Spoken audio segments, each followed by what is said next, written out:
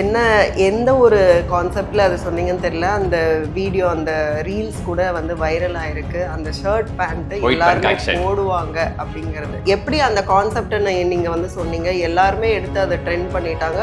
இல்லை மேடம், அதை யூனிக்காக வந்து கட்சி தலைவர் தாவேக தலைவர் விஜய் அவர்கள் அதை அந்த அந்த ட்ரெஸ் கோடில் தான் எப்பயுமே வராங்க. கண்டிப்பாக ரசிகர்கள் அதை கொஞ்சம் ரசிச்சுட்டு இருப்பாங்க அப்படின்றது தெரிய ஆரம்பிச்சிச்சு. இப்படி ஒரு விஷயம் நடக்குமோ அப்படின்ற ஒரு யூகத்தில் தான் நம்ம இங்கே உட்காந்து சொன்னோம். அதே மாதிரி ஷர்ட் பேண்ட்லேருந்து அந்த காப்புலேருந்து எல்லாம் போட்டுட்டு ரொம்ப ஜாலியாக என்ஜாய் பண்ணாங்க. ஒரு ஃபெஸ்டிவல் மாதிரி என்ஜாய் பண்ணாங்க. இதில் அதை விட ஹைலைட்டாக என்னன்னாக்கா, கம்மியாக எடை போட்டவங்களும் இன்னைக்கு வந்து 25 வரைக்கும் வராங்க. அப்படிங்கும்போது விஜய்க்கு வந்து களம் எப்படி இருக்கு மேடம்? 25 வரைக்கும் வராங்க. அந்த 25 வரைக்கும் வர்றவங்க யார் அப்படின்னாக்கா, ஏற்கனவே 5, 4, 7, 8ன்னு சொன்னவங்களே 25 வந்துட்டாங்க. அப்போது நாம் ஆதரவாளர்களாகவும் களத்தில் நேராக பார்த்துட்டு இருக்கோம், ஃபேன்ஸை பார்த்துட்டு இருக்கோம், கட்சி தொண்டர்கள், கட்சி உறுப்பினர்கள் எவ்வளோ பேர் எல்லாத்தையும் பார்த்துட்டு நம்ம அப்போவே நம்ம 25 குறையாது அப்படின்னு நினச்சிட்டு இருக்கிறப்ப, இப்போ நம்மளோட யூகம் அப்படிங்கிறது கிட்டத்தட்ட 40 கிராஸ் பண்ணி போயிட்டு இருக்கு. அவங்க 10% இன்னும் தாண்டாது அப்படின்னு சொன்னவங்க, ஒரு தொகுதி கூட ஜெயிக்காது அப்படின்னு சொன்னவங்க கிட்டத்தட்ட அவங்களே ஒரு 8 தொகுதி வந்துடும், 10 தொகுதி வந்துருங்கிறாங்க. பர்சன்டேஜ் 25 வந்துட்டாங்க.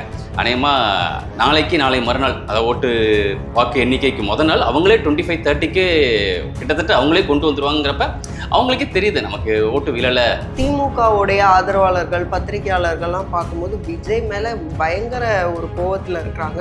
பத்திரிகையாளர்கள் என்ன நினைக்கிறாங்க, ஒரு எங்கேயோ ஒரு ஈகோ தான் மேடம். அவங்களால கணிக்க முடியாமலாம் இல்லை. இப்போ வரைக்கும் என்ன சொல்லிட்டு இருக்காங்க, இது ஒரு மாயமான தேர்தல், இது ஒரு அதிசய தேர்தல், கணிக்கவே முடியல, எங்களுக்கு ஒரு தயக்கமாக இருக்குது அப்படின்னு சொன்னாங்க. என்னை பொறுத்த வரைக்கும் இந்த தேர்தல் கணிக்க முடியாத தேர்தல்லாம் இல்லை, ஈஸியாக கணிக்க முடிகிற தேர்தல் தான். அவர்கள் கணிக்க தயங்கவில்லை, சொல்லத்தான் தயங்குகிறார்கள். தமிழக வெற்றி கழகம் ஆட்சி அமைக்கும், விஜய் அவர்கள் ஆட்சி அமைப்பார் என்று சொல்லத்தான் தயங்குகிறார்கள் தவிர தெளிவான கருத்து கணிப்பு, மக்கள் எல்லாம் ஓட்டு போட்டு வந்தோடனே இந்த கட்சிக்கு தான் ஓட்டு போட்டு வந்தோன்னு தெளிவாக சொல்லும்போது இதுக்கு மேலே உங்களுக்கு கருத்து கணிப்பு பண்ணுறதுக்கு என்ன விஷயம்னு தெரியல, இதில் என்ன தயக்கம்னு தெரியலையே. யங்ஸ்டர்ஸ் நிறைய பேர் ஓட் பண்ணியிருக்காங்க. ஆனாலும் விஜய் தான் சிஎம் இப்படிலாம் வந்து தாவேகாவினர் வந்து ஹைப் பண்ணுறது, அது வந்து இப்போ May 4 அன்னைக்கு எல்லாரும் வந்து அடங்கிடுவாங்க. அது வரைக்கும் அவங்களுடைய அந்த ஆரவாரம் அதெல்லாம் வந்து அது வரைக்கும் தான் இருக்கும் அப்படின்னு எல்லாம் கூட சொல்றாங்க. இந்த கட்சியோட கூட்டணியும் இல்லாமல் தனித்து நின்று ஒருத்தன் போட்டு கலக்கிட்டு தமிழ்நாடே கதிகாலங்க வச்சுட்டு 2026 எலெக்ஷனோட கிங்கா இருந்துட்டு இருக்காரு. அவர் May 4 அப்புறம் ஆளை காணோம் அப்படின்னு சொல்லுவாங்க அப்படின்னு சொன்னா இதெல்லாம் என்ன கதையா கேட்குற மாதிரியே மேடம் இருக்கு. கண்டிப்பாக ஆளை காணும்னு தேடுவாங்க, ஆனா யாரை தேடுறாங்க அப்படிங்கிறது 4 மேலே தான். விஜய் நிறைய ஓட்டெல்லாம் வாங்குவாரு, ஆனா சீட்டு எத்தனை கன்வெர்ட் ஆகும்னு கேட்டா ஒரு பத்திரிகையாளர்லாம் சொல்றாங்க அது வந்து ஒற்றைப்படை எண்ணில் தான் வரும்ட்டு. ஓட்டு வரும், சீட்டா மாறாது, இதெல்லாம் சும்மா கதை விட்டுட்டு இருக்கலாம் மேடம். ஓட்டெல்லாம் எங்கே மேடம் போகுது, குப்பைக்கு போகுது எல்லாம். கண்டிப்பாக இன்னைக்கு 18 to 19 இயர்ஸ் முதல் முறை வாக்காளர்கள் கிட்டத்தட்ட 15 லட்சம் பேர் வாக்களிச்சிருக்காங்க. அடுத்து ஒரு 10 வருட கேப்லையும் 1 கோடி பேர் இருக்காங்க. மினிமமாக ஒஸ்ட்டாக நம்ம 30%, 25% கால்குலேட் பண்ணாவே கிட்டத்தட்ட 30%க்கு மேலே 32, 33, 34% கிட்ட போயிட்டு இருக்குங்கிறப்ப கிட்டத்தட்ட 2 கோடி வாக்கு வந்து தாண்டுது மேடம். நெருக்கி 2 கோடி ஓட்டுகளை வாங்கினாவே பெரும்பான்மையோட கிட்டத்தட்ட ஆட்சி அமைக்க போறார். 118 சீட்டு இருந்தால் ஆட்சி அமைக்கலாங்கிறது நல்லா தெரியும். நான் இத்தனை தொகுதி 180 வரும், 170 வரும் அப்படின்னு சொல்றதை விட 118 தொகுதியை வெல்வது தாவேகாவுக்கு ஒரு பொருட்டே அல்ல. நியூஸின் நேயர்களுக்கு வணக்கம். இன்றைக்கு நேர்காணலில் நம்ம கூட இணைஞ்சிருக்காங்க தாவேகா ஆதரவாளர் திரு செல்வாஸ் நடராஜன் அவர்கள். நிறைய கேள்விகள் கேட்க போகிறோம், வாங்க பேசலாம். வணக்கம் சார். எந்த ஒரு கான்செப்டில் அது சொன்னீங்கன்னு தெரியல. அந்த வீடியோ, அந்த ரீல்ஸ் கூட வந்து வைரல் ஆயிருக்கு. அந்த ஷர்ட் பேண்ட்டு எல்லாருமே போடுவாங்க அப்படிங்கிறது. ஸோ அது வந்து எப்படி அந்த கான்செப்டை நீங்கள் வந்து சொன்னீங்க? எல்லாருமே எடுத்து அதை ட்ரெண்ட் பண்ணிட்டாங்க. அஃப்கோர்ஸ் வந்து தேர்தல் டைம்லையும் நிறைய பேர் அந்த மாதிரி காஸ்டியூமில் வந்திருந்தாங்க. இல்லை மேடம், அதை யூனிக்காக வந்து கட்சி தலைவர் தாவேக தலைவர் விஜய் அவர்கள் அதை அந்த அந்த ட்ரெஸ் கோடில் தான் எப்பயுமே வராங்க. கண்டிப்பாக ரசிகர்கள் அதை கொஞ்சம் ரசிச்சுட்டு இருப்பாங்க அப்படின்றது தெரிய ஆரம்பிச்சிச்சு. இப்படி ஒரு விஷயம் நடக்குமோ அப்படின்ற ஒரு யூகத்தில் தான் நம்ம இங்கே உட்காந்து சொன்னோம். அதே மாதிரி ஷர்ட் பேண்ட்லேருந்து அந்த காப்புலேருந்து எல்லாம் போட்டுட்டு ரொம்ப ஜாலியாக என்ஜாய் பண்ணாங்க. ஒரு ஃபெஸ்டிவல் மாதிரி என்ஜாய் பண்ணாங்க. இதில் அதை விட ஹைலைட்டாக என்னன்னாக்கா, பாஜக தலைவர்லேருந்து, பாமக தலைவர்லேருந்து, திமுக தலைவர்லேருந்து அதே ட்ரெஸ் கோடில் வந்தது இன்னும் ட்ரெண்டான மாதிரி ஆயிடுச்சு மேடம். அது அவங்க எல்லாருமே அப்போ வந்து விஜய் ஃபாலோ பண்ணுறாங்கன்னு சொல்கிறீங்களா? இல்லை மேடம், அதாவது அந்த ஒயிட் ஷர்ட் காக்கி பேண்ட்டில் போட்டுட்டு வர்றவங்க எல்லாம் விஜய்க்கு மட்டும் ஓட்டு போட்டுறாதீங்கன்னு நினச்சிடாதீங்க. அந்த ஒயிட் ஷர்ட் காக்கி பேண்ட் போட்டுட்டு வர்றவங்க எல்லாரும் விஜய்க்கு மட்டும் ஓட்டு போடுறாங்கன்னு நினச்சிக்காதீங்க. எங்களுக்கும் ஓட்டு போடுறாங்கன்னு அந்த ஓட்டு சதவீதத்தை அவங்க கொஞ்சம் பிரிச்சுக்கிறாங்க. எங்களுக்கும் அந்த ஓட்டு உண்டு, அந்த ட்ரெஸ் கோடில் வந்தவங்க எல்லாரும் உங்கள் கட்சிக்கு போடலை அப்படிங்கிறத காட்டுறதுக்காக அவங்கவுங்க ஒரு அந்த மாதிரி ஒரு வித்தியாசமான ஒரு ஸ்டைலில் வந்திருக்காங்க. எடப்பாடியார் மட்டும்தான் அந்த ட்ரெஸ் கோடில் வரல. நீங்க விசாரிச்ச வரைக்கும், நீங்க பார்த்த வரைக்கும் கலர் நிலவரம் எப்படி இருக்கு? ஏன்னா ஆளாளுக்கு ஒரு ஒரு பெர்சன்டேஜ் சொல்றாங்க. ஆனாலும் ஒரு ஹையஸ்ட் பெர்சன்டேஜ் வந்து, அதாவது கம்மியா எடை போட்டவங்களும் இன்னைக்கு வந்து 25 வரைக்கும் வராங்க. அப்படிங்கும்போது விஜய்க்கு வந்து களம் எப்படி இருக்கு? மேடம் 25 வரைக்கும் வராங்க. அந்த 25 வரைக்கும் வர்றவங்க யார் அப்படின்னாக்கா, ஏற்கனவே 5, 4, 7, 8ன்னு சொன்னவங்களே 25 வந்துட்டாங்க. அப்போது நாம் ஆதரவாளர்களாகவும் களத்தில் நேராக பார்த்துட்ருக்கோம், ஃபேன்ஸை பார்த்துட்ருக்கோம், கட்சி தொண்டர்கள், கட்சி உறுப்பினர்கள் எவ்வளோ பேர் எல்லாத்தையும் பார்த்துட்டு நம்ம அப்போவே நம்ம 25 குறையாது அப்படின்னு நினச்சிட்டு இருக்கிறப்ப, இப்போ நம்மளோட யூகம் அப்படிங்கிறது கிட்டத்தட்ட 40 கிராஸ் பண்ணி போயிட்டுருக்கு. அவங்க 10% இன்னும் தாண்டாது அப்படின்னு சொன்னவங்க, ஒரு தொகுதி கூட ஜெயிக்காது அப்படின்னு சொன்னவங்க கிட்டத்தட்ட அவங்களே ஒரு 8 தொகுதி வந்துடும், 10 தொகுதி வந்துடும்ங்கிறாங்க. பெர்சன்டேஜ் 25க்கு வந்துட்டாங்க. அநேகமாக நாளை மறுநாள் அதை வாக்கு எண்ணிக்கைக்கு நாள் அவங்களே 25, 30க்கு கிட்டத்தட்ட அவங்களே கொண்டு வந்துருவாங்கிறப்ப அவங்களுக்கே தெரியுது நமக்கு ஓட்டு விழலை, எல்லாமே தாவேக்காக்கு ஓட்டு விழுந்திருக்குங்கிறப்ப அவங்களே அந்த பர்சன்டேஜ் ரேஷியோ ஏற்றிட்டே வந்துட்டு இருக்காங்க. அப்படிங்கிறப்ப நிஜமாக 35% கிராஸ் பண்ணுறதுங்கிறதுல எந்த ஒரு டவுட்டுமே இல்லாமல் இருக்கு மேடம். கையில் வேலை எடுத்த விஜய் அப்படின்னு சொல்லிட்டு, அதாவது வேல் எடுக்கிறது அப்படிங்கிறது இன்னைக்கு வந்து ஒரு அரசியலாக பார்க்கப்படுது. பட் வந்து ஆஃப்டர் எலெக்ஷன் தான் இவர் வந்து கையில் வேல் எடுத்திருக்கிறாருன்னு சொல்லலாம். திருச்செந்தூருக்கு விஜய் அவர்கள் போனது வந்து ரொம்ப அதுவும் ட்ரெண்ட் ஆகிட்டு இருக்கு. விஜய் என்ன செஞ்சாலும் ட்ரெண்டு தான். திருச்செந்தூருக்கு அவர் போனது ட்ரெண்டு. அதுக்கப்புறம் ஷீரடிக்கு போகிறாரு. இப்படி ஆன்மீக பயணங்கள் எதை குறிக்கிறது? இல்லை மேடம், நம்ம வேற யாரும் நினைக்கிற மாதிரி இந்த மாதிரியான நம்ம இந்து கோயில்களுக்கு சென்று அந்த ஓட்டு வங்கியை வாங்கணும் அப்படிங்கிறதெல்லாம் கிடையாது. ஏன்னா தேர்தல் முடிஞ்சு போச்சு. அவரோட பிரார்த்தனை தனிப்பட்ட முறையில் இருக்கும். வேல் அப்படிங்கிறது அவருக்கு வந்து பிரச்சாரத்துக்கு போகும்போதெல்லாமே கிட்டத்தட்ட அவர்கிட்ட இருக்கிற வேலை நேரம் 1000 வேல் இருக்கும்னு நினைக்கிறேன். ஒரு தொண்டர்களும் ஒரு வேட்பாளர்களும் அந்தந்த இடத்துல வேல் கொடுத்து அவரை ரொம்பவே சந்தோஷப்படுத்தினாங்க. அவருக்கு அதை பிடிக்கும் அப்படிங்கிறத ஒரு சமயம் தெரிஞ்சுக்கிட்டாங்களா அப்படின்னு தெரியல. திருச்செந்தூரை பொறுத்த வரைக்கும் அது சூரசம்ஹார மூர்த்தின்னு சொல்லுவாங்க. ஒரு எதிரியை வீழ்த்தக்கூடிய வல்லமை கொண்ட முருகப்பெருமான் அப்படின்னு சொல்லுவாங்க. ஒரு சமயம் அவருக்கு அந்த எல்லாரையும் வெற்றி கொள்ளணும் அப்படின்ற ஒரு பிரார்த்தனையின் பேரில் அவர் போயிட்டு வந்திருப்பார். மற்றபடி அதை உள்நோக்கத்தோடு பார்க்குற மாதிரி ஒன்றும் இல்லை மேடம். மற்றபடி வந்து அப்போது வந்து முதலமைச்சராகட்டும், துணை முதலமைச்சராகட்டும், இவங்கெல்லாம் வந்து டூர் போயிருக்கிறாங்க. ஆனால் விஜய் வந்து பாருங்கள், கடவுள் நம்பிக்கையோட ஆன்மீக பயணங்கள் போகிறாங்க. அப்போ வந்து விஜய்க்கு தான் வந்து ரொம்ப வந்து அடுத்து ஆள போற இதுல ரொம்ப கான்ஃபிடன்ஸ் அதிகமா இருக்கு அப்படின்லாம் சொல்றாங்க. நல்ல காலம் நீங்க. இன்னைக்கு உதயநிதி ஸ்டாலின் அவர்கள் துபாய்க்கு எங்கே போயிருக்காருன்னு நினைக்கிறேன். முதலமைச்சர் வந்து கொடைக்கானல் போயிருக்காரு. ஆனால் இந்நேரம் தாவேக்கா தலைவர் விஜய் அவர்கள் எங்கன்னா இங்கிருந்து ஒரு கோவாக்கோ, ஒரு கல்கத்தாக்கோ, ஒரு மும்பைக்கோ ஏதோ ஒரு ரெசார்ட்ல போய் 2 நாள் தங்கி இருந்தாருன்னா இதுதான் நியூஸே. தாவேக்கா முடிஞ்சிருச்சு. மக்களை வந்து ஓட்டு போட்டு அடுத்த நாளே தவிக்க விட்டு அவர் போய் உல்லாச விடுதியில் தங்கி இருக்காரு, ஜிலுன்னு இருக்காரு, குளுன்னு இருக்காரு அப்படிம்பாங்க. ஆனால் அதை அவருக்கு போக முடியாது அப்படிங்கிறதுக்காக இவங்க சொல்லுவாங்கன்னு பயந்துக்கலாம். இல்லை, இருந்தாலும் இன்னும் போகாத தொகுதிகள், போகாத ஏரியாக்கள், போகாத மக்கள், இல்லை ஏதாவது அவரோட அந்த அரசியல் அந்த தேர்தல் நேரத்தில் போக முடியாத இடங்கள் அப்படின்ற மாதிரி ஏதாவது மீதம் இருந்திருக்கலாம். அதெல்லாம் கொஞ்சம் அந்த பயணத்தெல்லாம் முடிச்சிடலாம் வாக்கு எண்ணிக்கை முன்னாடி அப்படின்னு கூட ஒரு சின்ன பயணங்கள் பண்ணிட்டு இருக்கலாம். இது எல்லாமே அவரோட ஒரு நேர்மறையாக தான் காட்டிட்டு இருக்கு. இப்போ பத்திரிகையாளர்கள் ஆதரவாளர்கள்னு பார்க்கும்போது தாவேக்கா சைடு பார்த்தா ஒரு கொண்டாட்டத்தில் இருக்காங்க, நம்ம தான் வரப்போகிறோங்கிற அந்த ஒரு கான்ஃபிடென்ஸில் இருக்கிறாங்க. ஆனால் இதுவே வந்து திமுகவுடைய ஆதரவாளர்கள் பத்திரிகையாளர்கள்லாம் பார்க்கும்போது விஜய் மேலே பயங்கர ஒரு கோவத்தில் இருக்கிறாங்க.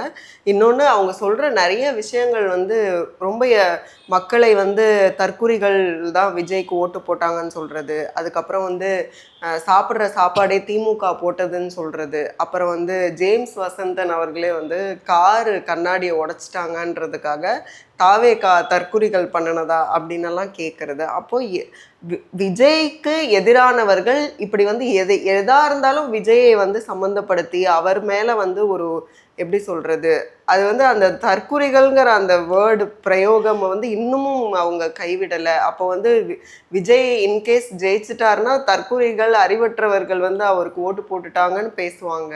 மேடம், இந்த கொஸ்டினில் நீங்கள் எத்தனை பேரை முன் வச்சிருக்கீங்க அப்படின்னா பத்திரிகையாளர்கள், அடுத்தது ஜேம்ஸ் வசந்தன், அடுத்தது செந்தில்வேல், திமுக பத்திரிகையாளர் செந்தில்வேல், இவங்க எல்லாரும் சொன்னதை சொல்லியிருக்கீங்க. பத்திரிகையாளர்களை பொறுத்த வரைக்கும் இந்த காலகட்டம் வேறு மேடம். அவங்களோட காலம் பழைய மெத்தடை தான் பார்த்துட்ருக்காங்க. இன்றைக்கி பிரச்சாரம் அப்படிங்கிறது அப்படிலாம் போக வேண்டியதில்லை. வாட்ஸ்அப்லேயோ இன்ஸ்டாவிலையோ ரொம்ப ஸ்மார்ட்டாக ஒர்க் பண்ணிட்டு போயிடுறாங்க. பத்திரிகையாளர்கள் என்ன நினைக்கிறாங்க, ஒரு எங்கேயோ ஒரு ஈகோ தான் மேடம். அவங்களால கணிக்க முடியாமலாம் இல்லை. இப்போ வரைக்கும் என்ன சொல்லிட்டு இருக்காங்க, இது ஒரு மாயமான தேர்தல், இது ஒரு அதிசய தேர்தல், கணிக்கவே முடியல, எங்களுக்கு ஒரு தயக்கமாக இருக்குது, அப்படின்னு என்னை பொறுத்த வரைக்கும் இந்த தேர்தல் கணிக்க முடியாத தேர்தல்லாம் இல்லை, ஈஸியாக கணிக்க முடியாத தேர்தல். அவர்கள் கணிக்க தயங்கவில்லை, சொல்லத்தான் தயங்குகிறார்கள். தமிழக வெற்றி கழகம் ஆட்சி அமைக்கும், விஜய் அவர்கள் ஆட்சி அமைப்பார் என்று சொல்லத்தான் தயங்குகிறார்கள் தவிர தெளிவான கருத்து கணிப்பு மக்கள் எல்லாம் ஓட்டு போட்டு வந்தோடனே இந்த கட்சிக்கு தான் ஓட்டு போட்டு வந்தோன்னு தெளிவாக சொல்லும்போது இதுக்கு மேலே உங்களுக்கு கருத்து கணிப்பு பண்ணுறதுக்கு என்ன விஷயம்னு தெரியல, இதில் என்ன தயக்கம்னு தெரியலையே.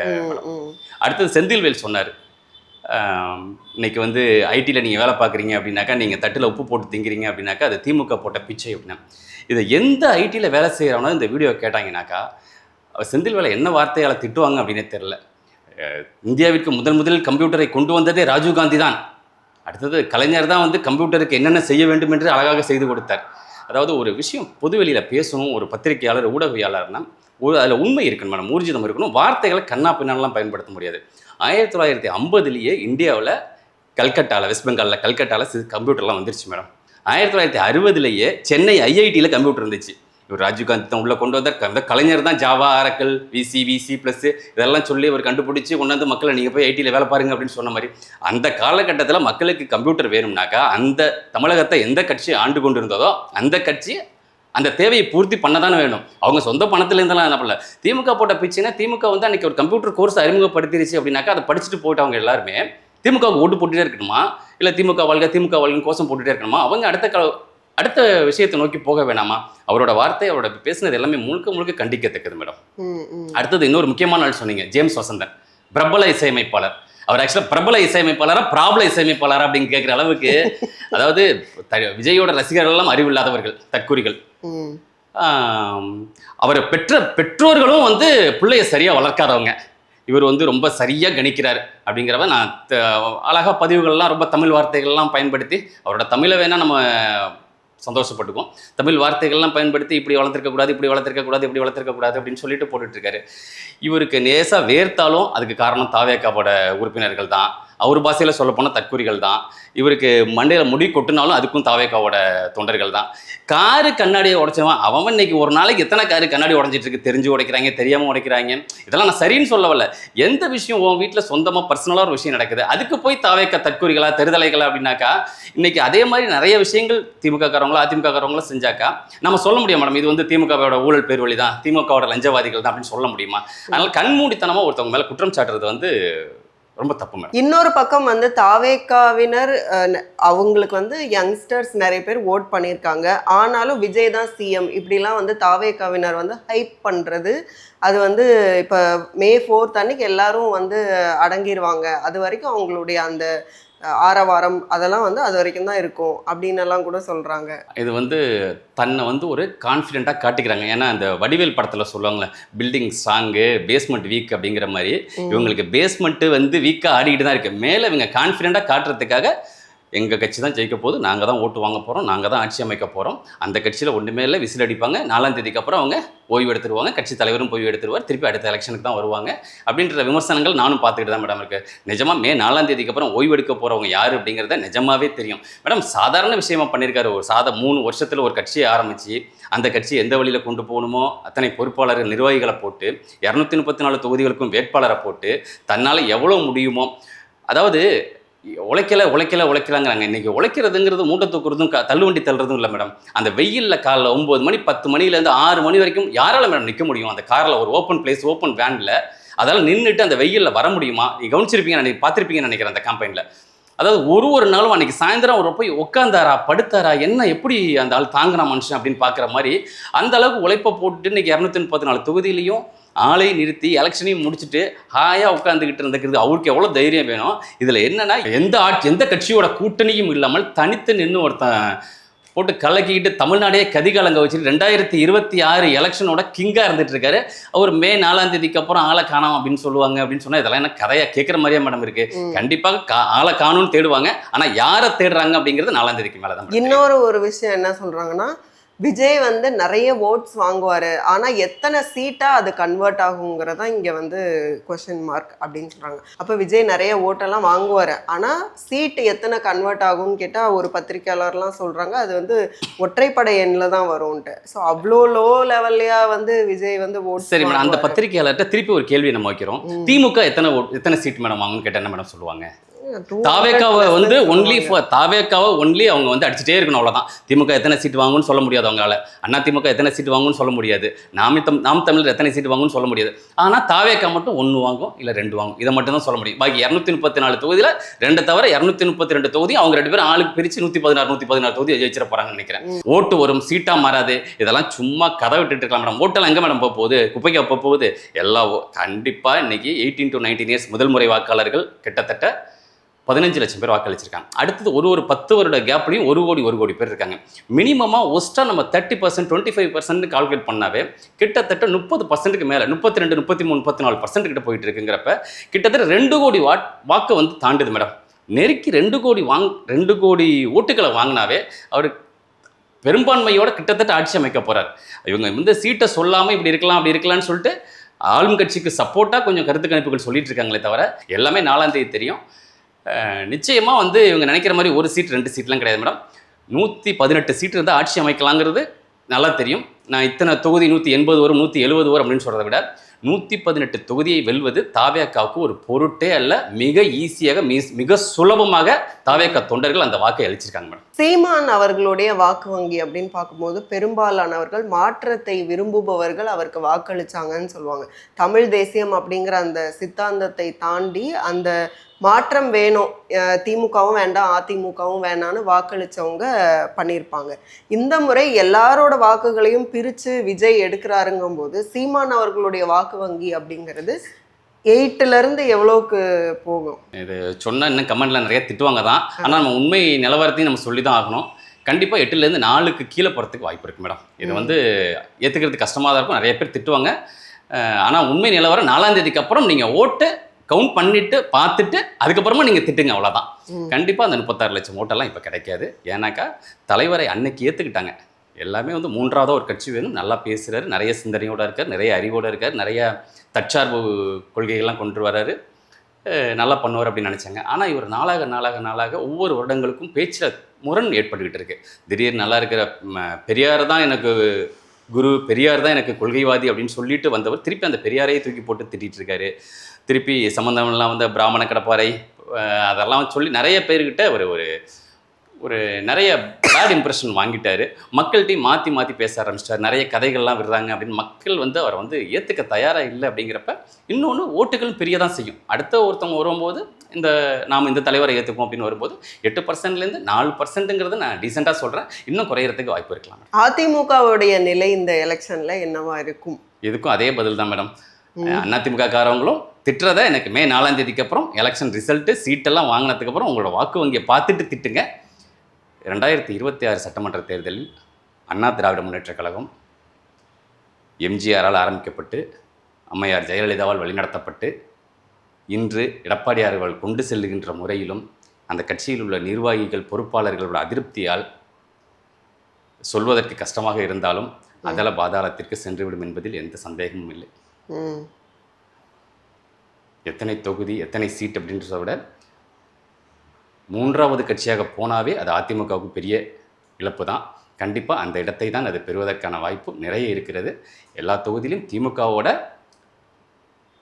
வெறுப்பு ஓட்டுகளை வாங்கியிருக்கிறார்கள், ஆனால் அதிமுகவோட ஓட்டுகளை விட்டுட்டாங்க.